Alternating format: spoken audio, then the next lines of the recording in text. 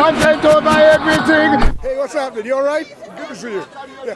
So, no, we're just discussing something that's started organically. One brother, Khalid, was talking about the Macawiis. You sometimes call it Gunti. Yeah, Gunti. Yeah. And he was saying that he prefers to wear something more authentically representative of the Horn of Africa. Yeah, but seasons though, uncle. Seasons. No, to which I replied that it's very hard to locate anything that's authentically anything nowadays. In the quest for cultural purism, it's really difficult to pinpoint an artifact and say, I'll have that because it truly represents me for who I am. I mean, I think from the Indian Ocean trade, the Swahili days and the Somali days of trading across the Indian Ocean, ideas were exchanged back and forth. I mean, if you see what I'm wearing now, take for example the same hat that we just agreed to call a kofia, this hat. If a person has never left the Horn of Africa, he will assume the kofia is Somali. Yeah. If a person has never left Zanzibar, the Swahili coast, he will assume the kofia likewise is Swahili. And an Omani would make the same claim. As who? Because in Oman they call the same hat the qimma. Qimma, which means like the top of a mountain, a summit. Qimma. But it is called a kofia in Swahili language. I don't know what, in Somali, what's the original word for this cap? Kofia. Kofia. It is like kofia. Yeah, kofia. Yeah. Kofia. I'll So, say it's, you know, Reggie. Yeah. So you're looking at cultural exchange in a lot of ways. And I think Africa is at its best when there is this cultural creativity. What Africa needs to do is own the cultural creativity. Africa cannot borrow ideas. I think so. Let Uncle do his thing. Let Uncle do his thing, yeah. I don't know if any of you have seen a film that I recommend called Silence. Yeah, the best. Oh, you've seen it. Oh, the best. Very good. Liam Neeson. I advocate any person thinking about Pan-Africanism to look at this film. It's a film of olive oil. Zaytoon. Lid. Olive oil. How you doing? Olive oil. Yeah, yes, fine, we should fine. produce some. I need some for my throat. Yeah, inshallah. I'll bring it. Now, so when you're looking at, for example, that film, you see how the Japanese decided to take what's best for them at their own pace. And to me, that is a culture that kind of knows itself. But it knows itself because of its apparent unity. The problem we've had in Africa is because of its sheer vastness. We've never had that kind of unity. So when the Europeans came down the coast, first the Portuguese, they could pick off different people because this ethnicity was not allied to that ethnicity. So you could pick, whereas it seems to be by the time the Europeans, first the Portuguese fathers, the Catholic missions, arrived in Japan, the Japanese had already a sense of a solidified, unified culture, language, religion, identity. And so they were able to say to the Portuguese, you are only creating divisions where none need exist. Of course, the Portuguese were inspired by the whole notion after having chased the Muslims, their Reconquista, having chased the Muslims out of Spain. They had gone on a crusade of their own, nothing to do with Jerusalem, but related in the sense that they believe it was now their mission, the people of the Iberian Peninsula, to spread Christianity as much as to discover gold and spices. Their initial explorations, as we know, were for gold and spices. Remember, the spice trade was an overland trade, at that time controlled by the Seljuk, then the Ottoman Turks, towards the eastern Mediterranean. They had blocked those trade routes. So if you want to get spices in particular, you had to go to the Ottomans and the Seljuks and then the Ottomans. What happened was the three Italian, well, it wasn't called Italy yet, city-states, Pisa, Venice and Genoa, were monopolizing that trade and raising prices to an exorbitant and unaffordable level for Western Europeans. So what the Portuguese resolved to do, and the Spanish, as you know, the famous voyages of Columbus, was to find alternative ways to locate spices, to locate gold, and there was another reason. They were impressed by, today we would call it an urban myth. There was a rumor going there around the medieval period of a priest king, Christian king in the east called Prester John, Presbyter Johannes. And when they came to Ethiopia, and that's where you guys enter the story, when they came around to travel around West, then Central Africa, they rounded the Cape of Good Hope, they destroyed all the Swahili civilizations, all the rest of, you know, the history. I talked about this many times before. But when they got to Ethiopia, they found a Christian king in the middle of all the sea of Islam. They found it, so they assumed him to be the fabled priest king, Prester John. And they established themselves in Ethiopia in small numbers. And in fact, it could be argued that but for the Portuguese presence in Ethiopia, Islam would have actually overtaken the entire country, particularly in the time of Ahmed Gurey. It was actually a Portuguese marksman whose name I've forgotten now, who felled Ahmed Gurey and stopped, because the Muslims had advanced as far as Tigray. The Aksum, in fact, they had reached that far. But if you're looking at how these people moved around, they eventually got to what they call Chipango. Japan they called Chipango, and Katai. Katai was China. And of course the island of Taiwan was Formosa. This was a Portuguese name. So they got around there, trading and doing all their mischief until they got to Japan. And that is where our story of silence comes in as a reference. When they got to Japan, the Japanese had learned about their tendency to come and start bombing people with cannon that did not immediately agree with them. So the Japanese decided to deal with the Portuguese, the Europeans in general. I think the only European nation that was allowed to enter Japan were the Dutch. Correct? People who are listening to this will correct me next, because we hadn't planned this discussion. I'm thinking it all entirely out of my head. The Dutch were, I think, the only nation that the Japanese allowed to trade with them. But what is instructive in the film is when he eventually located, what's the name, the actor's name who you just called? And he found out that that father had converted to, Shintoism or Buddhism. One of the, I think it's Buddhism. Zen Buddhism also. He had converted to it. And then he sat him down and he said, "But father, I was sent here to find you, to rescue you and bring you back to Portugal. What are you telling me now that you've converted?" Is this the film with Andrew Garfield and Silence is called.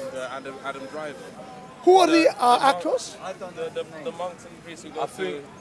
There were three, two priests went in search of an older priest. And when they found him, he had converted, or so he said, because there's a hanging bit in the film where we're not entirely sure. I think it's upon his burial, when he still had the cross in his hand. Yes, and that is, to me, that's very instructive. I look at that because I also look at how, despite the conquest of the Mughal Empire in India, Islam did not make the kind of inroads throughout the entire subcontinent as you might have suspected, as you might have expected. And then I look at the same Japan with Christianity, and I look at the fact that both societies were literate. The Japanese were literate. They used the Chinese characters, but they had their own body of literature. So their religion was codified. There was a compendium of belief that was set down in writing. The Hindus had done the same with their holy books in Sanskrit. So when Islam came to these people, it could not easily convince them. They were not as easily as convinced as an oral, pre-literate civilization. This is where Pan-Africanists and I begin to part company, because they don't like to believe that oral literature was in any way inferior to written down work. And both have their merits and demerits. There's a lot to be said for the oral tradition. With the written tradition, however, you can always refer to it. You could always consolidate your argument. Whereas with the oral tradition, you can have as many interpretations as you have people. Not to say you can't have this with the written tradition, hence the different amount of Muslim sects and Christian sects and Zen Buddhism, Theravada Buddhism, different forms of Buddhism. Still, in terms of, even if we just reduce it to a form of technology, I would say, or literacy will triumph over orality any day. Similarly, if I and you were to take our pens and our filing cabinets and go to speak to somebody with the internet, we will necessarily lose. We will lose. And I think oral traditions attempting to confront written traditions is tantamount to me when I was a boy. Because when I was a boy, different from your age group, you were born in the age of the internet. I was not. The internet, something I had to learn how to use an email. Email was the very latest thing. Can you imagine? Texting, you all don't know anything. That was, listen, you're I can tell by your Facebook messages that you're kind of new. Up to now, He gives you paragraphs. I still can't use the internet. Uncle, I'm like, sure, it's 2020. I'm saying, so it's true. So I think perhaps when Pan-Africanists want to understand the success of Islam in parts of Africa, they have to look at the triumph of technology.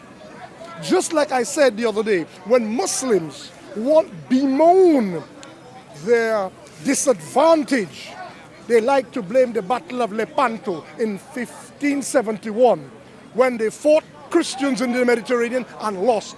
And they consider the Battle of Lepanto as the seminal point, turning point in time, when the Muslims in the form of the Ottomans began to lose ground in favor to the advantage of Christendom. You have any tissue? Advantage of Christendom, because you know this is going to be a good look. My nose, I don't have a nice nose like yours. First of all, now CEO, you got see. And these guys, they like to highlight all my flaws. You know what they like already. So everyone gets it though on this channel. yeah, the Battle of Lepanto, I know he was filming us long before we started. So all that sort of, if you say anything off message, he leaves it in. I know what they like. Let's get back to the script. So it's not the Battle of Lepanto. To me, the Muslims began to lose out to, all right, Darul Islam, but say the Muslim world, for those who don't understand. And remember, guys, whenever we're talking here, we have to achieve a level where parents might want their children to listen to this. So we now have to strive for a better language. I'm reminding myself before I'm reminding you all, because you know how I can get, right? So it was the Battle of Lepanto. To me, it was the invention of the printing press by Johann Gutenberg. Of course, we know printing, and there was something else. Gunpowder originated in the Far East. Marco Polo, China. In fact, with all that love of spaghetti and macaroni, and the Italians have to understand that their pasta came from China as well. And their tomatoes came from us. That's a big claim. Right? I like teasing my Sicilian friends, right? But you can't touch their olive oil. Don't touch it. They will cross the Mediterranean and fight any Lebanese who says his olive oil is better than theirs. Right? I think that's why the Romans conquered the Greeks. I think some Greeks said, I think our olive oil is better than yours. Right? But printing and gunpowder came from the Far East. The Muslims adopted the gunpowder. The Europeans adopted both the gunpowder and printing, and from there Johann Gutenberg developed the printing press. To me, that was when the Christendom achieved ascendancy over the Muslim world. That thing called technology, superior. Can you imagine? We do know this. During the 18th century, if you went to Senegal, you would find, and this is the Victorian period perhaps, or even 19th century, if you went to Senegal, there were more literate souls, individuals, in Senegal, what is today Senegal, it wasn't called Senegal then, than in England. So what is Brother Juma talking about? What am I saying here? Right? I just told you all, the printing press was developed in Europe, from which they achieved intellectual and technological ascendancy, yet at the time of the Victorian era, there were more literate individuals in Senegal, perhaps even in Kano, northern Nigeria. The fact is, in England, there were a lot of broadsheets printed like newspaper. People would come out into the streets and read them to people.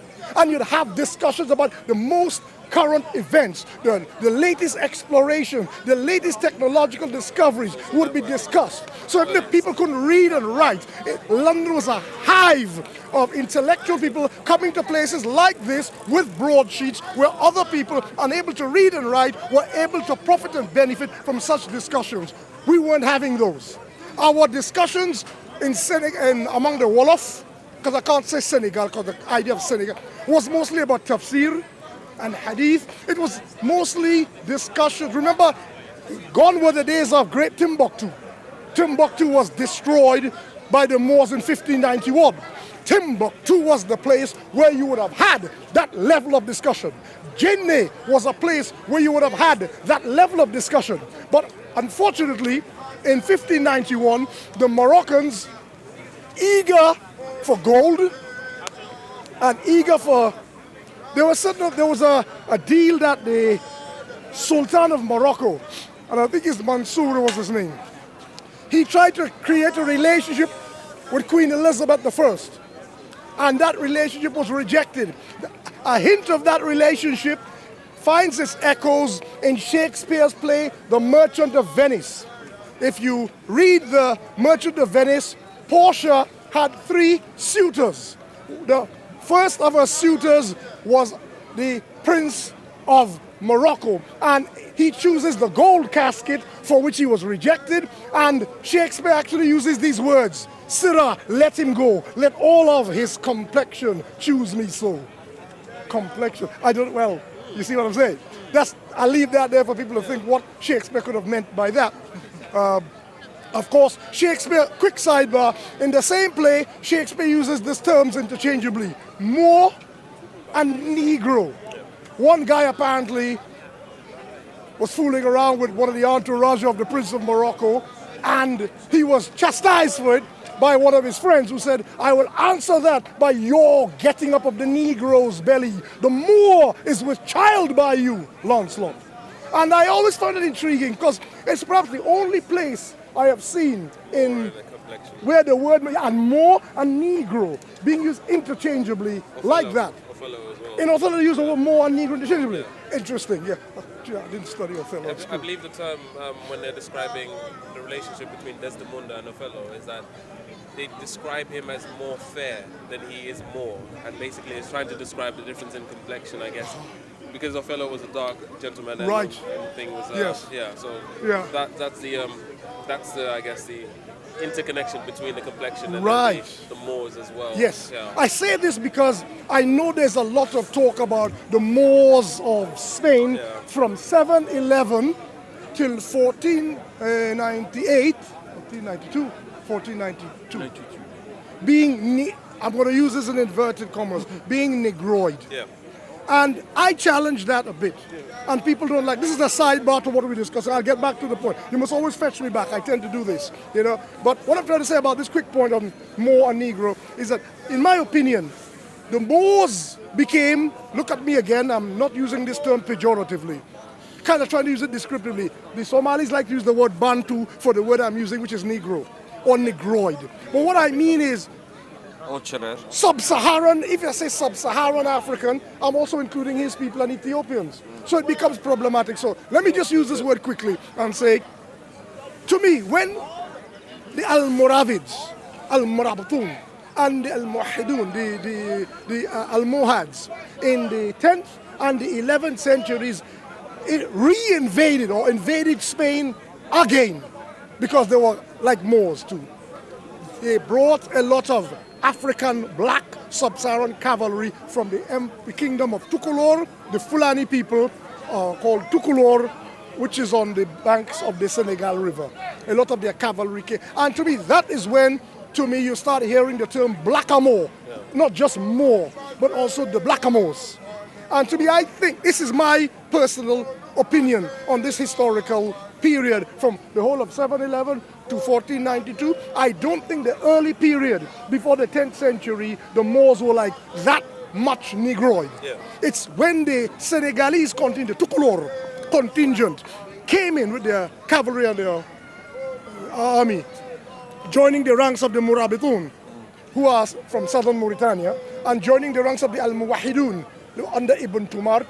Then you get that black complexion flooding Spain to that, and Portugal, or the Iberian Peninsula to that large extent. But to come back to the whole idea of technological advantage, I would say, and we were discussing the film Silence just now, I think if we become, and one could say the Japanese were trying to be purist.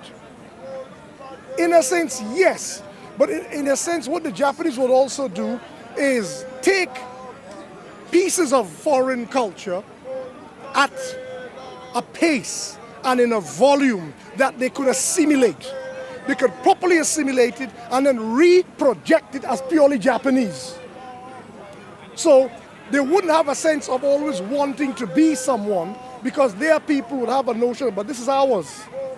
Just like how the Italians haven't got a clue that tomatoes has nothing to do with Italy. It comes from Central and South America, and pasta itself comes from China. But what they have done is they have indigenized it, repackaged it, and represented it in an Italian way. So they do not have a sense of wanting to be Chinese because I'm eating pasta, or be Guatemalan because I'm having tomatoes. And I think this is what I wanted to say, coming back to the brother's earliest point about the Macawiis, the sarong-like garment that Somalis wear. When he said that he thinks it's not, there are more indigenous items of clothing that the Horn of Africa possesses, that he would be more comfortable upgrading, making them more relevant to this climate, making them more relevant. And I get that. But to which I also reply, to me, one of the beauties of Africa is that cultural crucible, that of where different cultures mix and become African. But what Africans have to do is project them as African. I think that is what I was, my little bit of speaking about this and discussing the whole idea of writing and saying, look, we have to look at where in our history some things worked for us for a time, and when new ideas come, if we did not adopt the new ideas, we would fall behind. I'm not saying that it was purely about the power of the pen. They came with cannon. The Europeans came with cannon.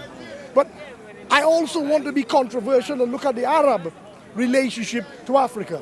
Because if we speak about the force of heavy cannon on these ships that the Portuguese, then the Dutch, and then the British came with to, say, Nigeria, the earliest contact the Muslims had with Africa, they had the same level of technology. The level of technology was the same.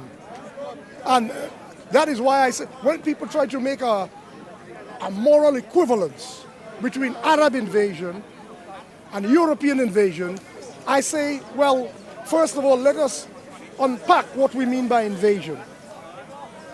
Similarly, the same way we have to unpack when we use the word slavery. When you and I use the word slavery, we have in our mind what we saw in Roots, transatlantic slavery. Yeah. That's what we have. And then someone comes up to you and says, well, Africans have always had slaves, which is true. But it leaves people to assume that they had slavery on a scale that we imagine in the hold of a slave ship, transatlantic slavery, where men and women were put to lie on their sides, each in the other's feces and urine for 3 good months, where 2/3 of the cargo, they were called cargo, and cattle meaning animals, cattle, died before they even arrived. The journey was so traumatic that women, African women, were sterile for 2 years, having endured the rigors of the transatlantic middle passage, as it was called. So I think when we talk about even invasion of Arabs into Africa and slavery, we have to look at these words and unpack them properly. Of course, slavery involves at bottom the denial of your right to self-determine. Whether it's nice slavery, whether we dress it up nicely, or we strip it to its bare essentials, it is basically telling someone you do not own yourself. That's it. However, if we want to look at how people have related to different forms of slavery, it becomes a very problematic discussion because it would take the form of an apology. It becomes like, oh, here's a Muslim standing in front of this microphone attempting to apologize for Arab slavery. No, what I think I'm trying to do is look at where we as Africans have to be able to say, look, we had a situation called al-Baqt, when the Nubians, and you know we've discussed this before, when the Nubians invaded, sorry, what am I talking about? When the Arabs invaded Nubia. Come on, I need you to correct me. You know I'm thinking on my feet here. Right? I was missing myself. Yeah, when the Nubians, I was lost in the conversation. when the Arabs invaded under Abdullah, they got beaten twice. And after this defeat, they settled down to a treaty called Al-Baqt. And in the Baqt Treaty, one of the conditions of the treaty was that they, the Nubians, would give 300 or perhaps 400 slaves a year to the Arabs. Now, the Nubians defeated the Arabs in 651 twice. Therefore, we must not conceive of this as a tribute. You give tribute when you are vanquished. The vanquished give tribute. The conqueror gives a gift. So we have to conceive of this until there is further historical documentation revealed to disprove what I'm saying. I'm holding with the view that we Africans of Nubia, the Christian kingdom of Nubia, having defeated the Muslim, made a gift of slaves to him, which would indicate that slavery was not an unknown institution in Africa prior to the arrival of the Arabs. Now, what kind of slavery? The problem is with the terminology. We must not think in terms of transatlantic slavery. And the problem with the terminology is too slim, it's too slender, it's too inadequate. We need different words. Sorry, but Uncle, if certain people do have an argument saying the Arab is still enslaving people till now. So doesn't that count as... No, let's start from the beginning and work towards the end. I think it's good that we're living in a world today where at a certain point, military parity ceased. So when the Arabs in that same Nubia or Sudan, during what you call the Bashawat period, under Muhammad Ali Pasha, who was an Albanian functionary working on behalf of the Ottoman Empire, there, standing there, the camera. Yes, right, you're not going to get out of it that easily, right? He came with heavy artillery and the kind of weaponry that Africans did not have. So when the Ottomans, more accurate to say, the Bashawat Egyptians began to open up the Nile Valley and they were raiding ethnic groups for slaves, they were using weaponry that they did not have. That, to me, is on a par with European slavery.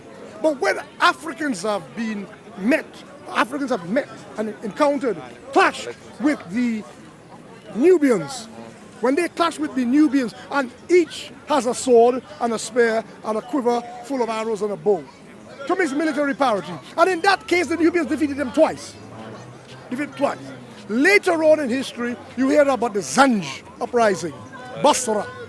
Even then, assuming that the Abbasids, because it was during the Abbasid period when the Zanj uprising occurred, and the great polymath and scholar Al-Jahid had an inkling of it.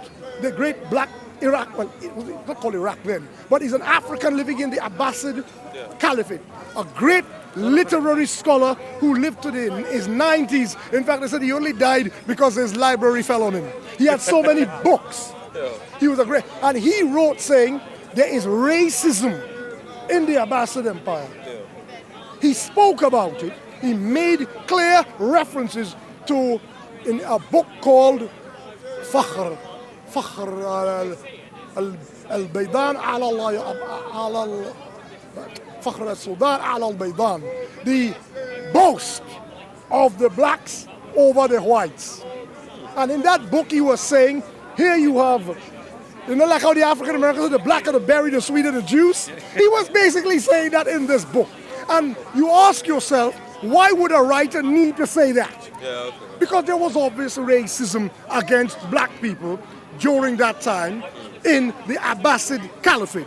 And then later comes the Zanj the Zanj uprising, and the Zanj uprising involved a large number, but not exclusively, black slaves draining the salt marshes of Basra.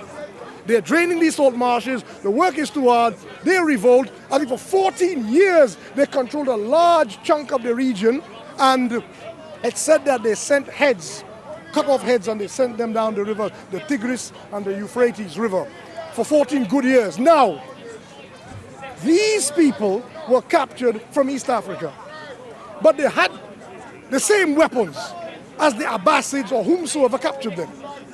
In that sense, I'm conflicted about what took place there. I need to know, how is it if we talk, as Pan-Africanists do, about how big and strong Africans are, African men.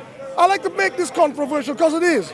How is it we let these Yemeni this high come and take us for slaves? No, seriously, stop! Don't go away. Stop. You know why? Let's think about I'm this. staying away from the Arab conversation. Think about this. I'm staying away We from have to. I need to know. When you talk about the Bashawat period, these guys came with cannons, with muskets, with guns. Africans had little answer for them. The most that the Dinka, the Nuer, the Shilluk, the naked ethnic groups that were living in what you call the swamps of the Sud, they used to retreat deeper into the swamps where the boats of the Turco-Egyptians could not penetrate. But they were armed with spears. That's what they had. These guys were coming with muskets and then guns. So I can understand how that slavery could have prevailed. That period, the Turkish Ottoman period, up to the time you heard of Al-Mahdi and General Gordon. Just around the time of the Berlin Conference, 1884 to 1890, that sort of period. But as for the Zanj uprising in the 9th century, when they had the same weapons, I am at a loss to understand. Now, however, we do know this. When you're discussing that kind of slave trade, you have to also look at the Vikings.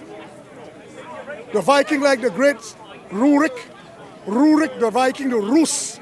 They were called Rus by the Slavs of Russia, which is today called Russia. And for that, the country is named Russia, Russia. They were called Rus. They were Vikings who named that country. Not of Norway or Denmark, Vikings of Sweden. They used to sail up the Dnieper, the Volga, and the Don rivers. And they took Slavs for slaves. Hence the word slave coming from Slav. They sold these slaves to the emperor of Byzantium, Constantinople. There was a slave market in Constantinople from where the Arabs bought these slaves from the Byzantines. So here you have a three-way factor. They're all white people. The Vikings, the Slavs, and the Byzantine Greeks, right? So I want us to look at that medieval and early period of African slavery in that context. We need to look at it like that. It is, as people would argue, it is nothing unique to the African condition. It was part of the human condition in an earlier time of labor relations. It's what people did, all right? What happened is at some point in history, the slave trade in Africans became more sharply focused upon by the Arabs, or perhaps the Turks, and there's a reason for that, and by the Europeans. The Europeans ceased to have white slaves. And some people say it was because of the Black Death. We've all heard of the Black Death. The Black Death, I think two-thirds of the actual labor force of Europe. So now these people can demand wages. When your labor force is diminished, they can now stand up and say, all right, you want this wheat cut down for the harvest? Right, it's only a few of us left. So cough up, you can say then. And I believe during this period, labor relations in Europe had to change. The change had begun. It coincided with the beginning of the age of discovery, when they started to think they thought they'd discovered the world, and Columbus and all that thing. And Captain Hook and all of that. whereas we, the African peoples, did not undergo this same degree of transformation.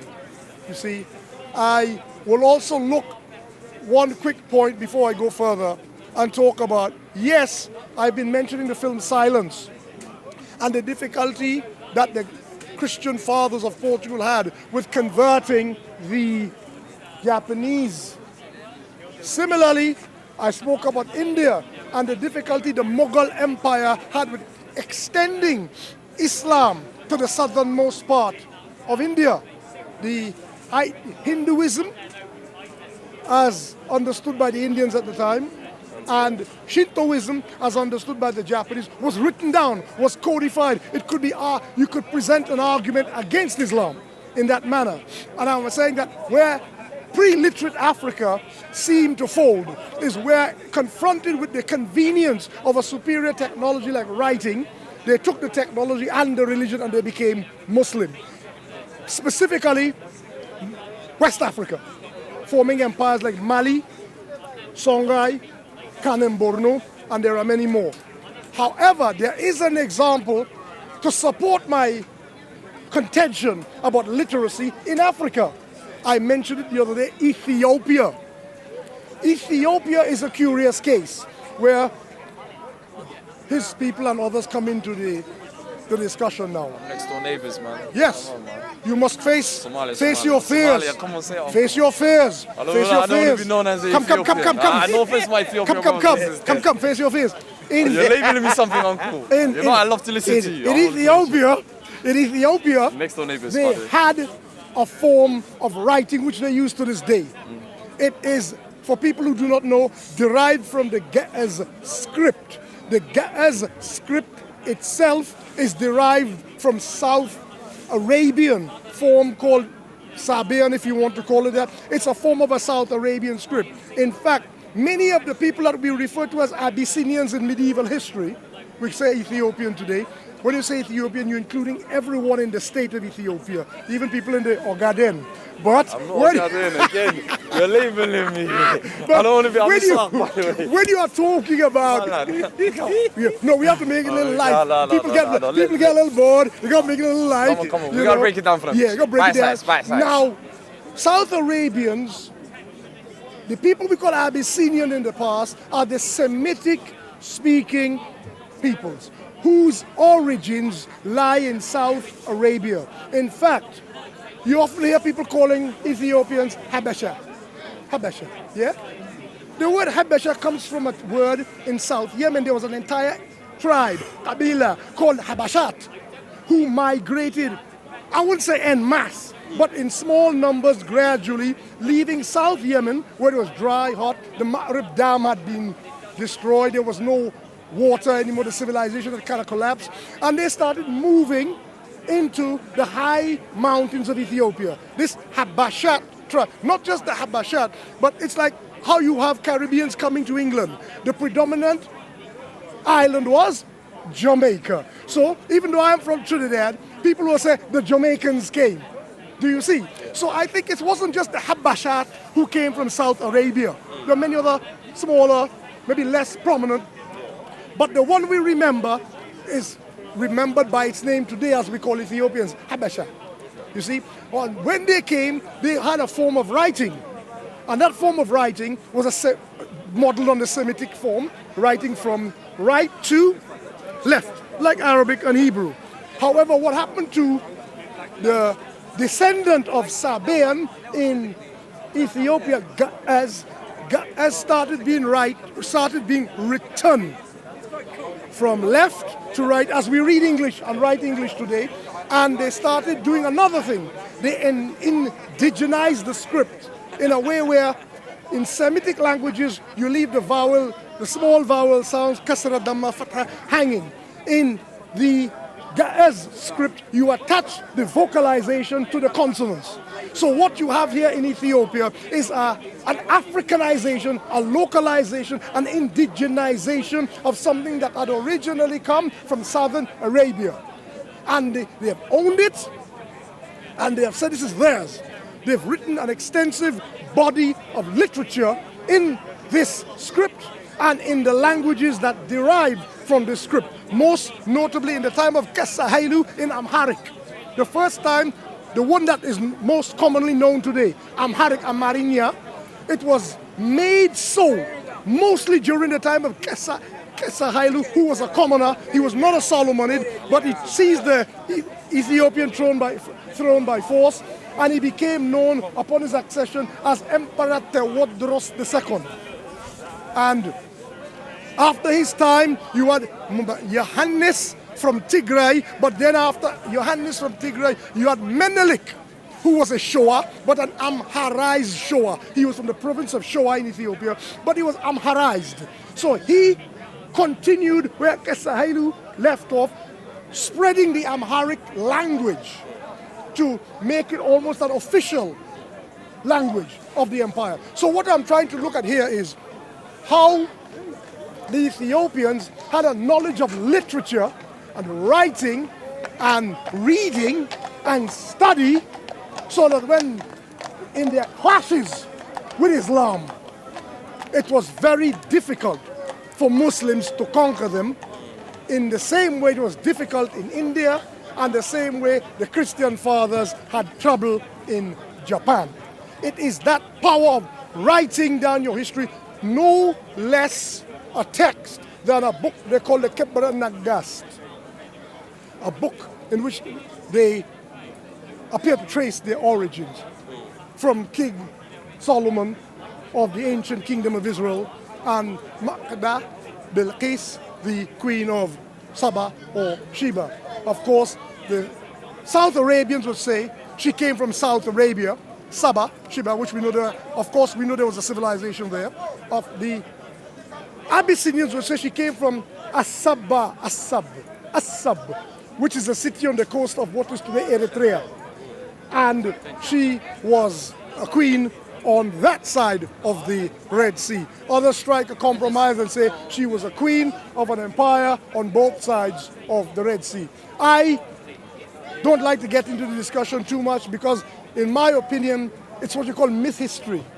I don't call this history. I call this myth history. But what is equally important is what people think they are.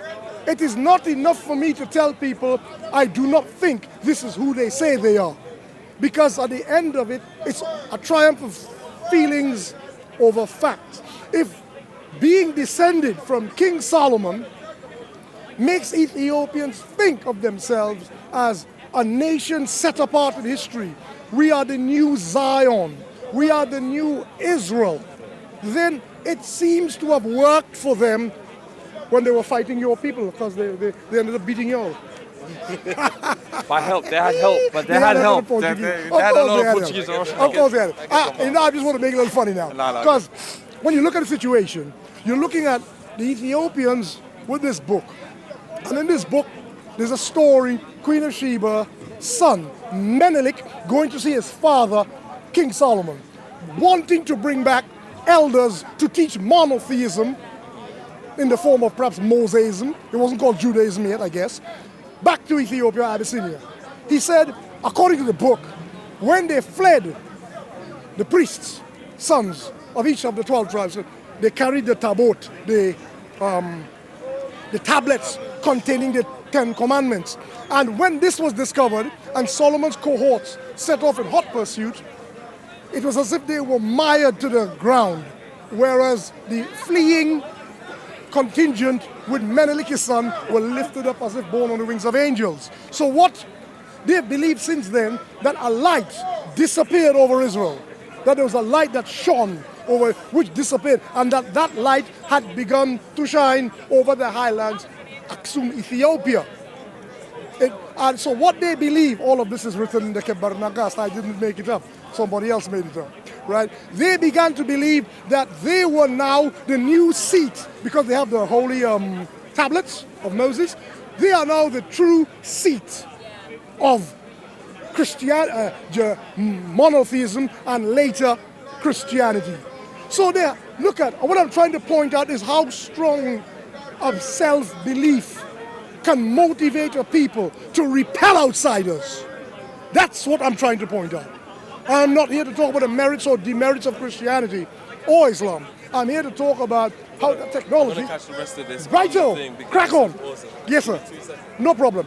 So That's the point I was trying to make when I said at some point I have to discuss Ethiopia apart from the rest of East Africa as a special case in order for us to understand the difference that certain kinds of technology would make to how our people perceive themselves. If you bring them something better than what they have, they are inclined to accept it, like the ancient empire of Mali and Islam.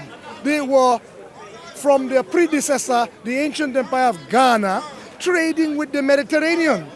To trade with the Mediterranean, you need accountants, you need economists, you need people to keep accounts, to write down bills of lading, invoices, receipts. You need to have records, you need to have writing. So when Islam came to these people in the form of literacy, or literacy came to these people along with Islam, they accepted everything.